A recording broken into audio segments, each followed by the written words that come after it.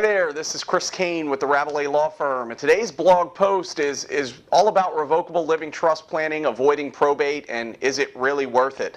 I was meeting with a client in our Houma office just the other day, and we had taken a long time to complete their revocable living trust plan. It typically takes about 4 to 6 weeks to get a revocable living trust in place.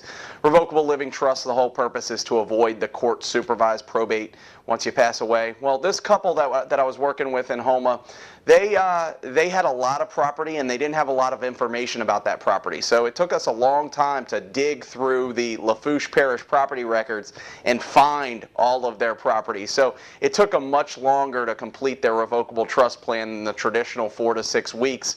And at the end, the wife kind of looked at me and she goes, "Well, I know this was a lot of work. Was it really all worth it?"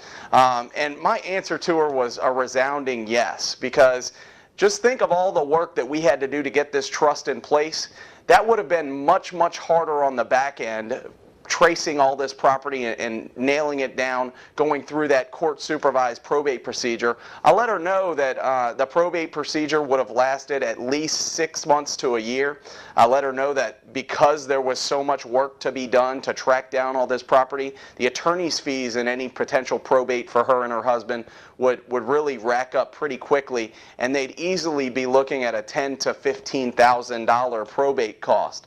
So was it worth it? Yeah, really, it's going to end up saving them about $10,000 in the end, and it's going to save their heirs a whole lot of time, a whole lot of stress, and a whole lot of work in having to go hire attorneys and go through that court-supervised probate process, not only after the first spouse dies, but again after the second spouse passes away.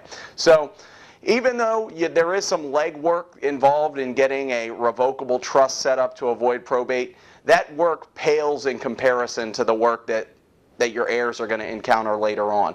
So think about that when it comes to planning your estate. You might want to do one of these revocable living trusts so that you and your family can avoid the probate, the high costs, the delays, and the stress that it brings on.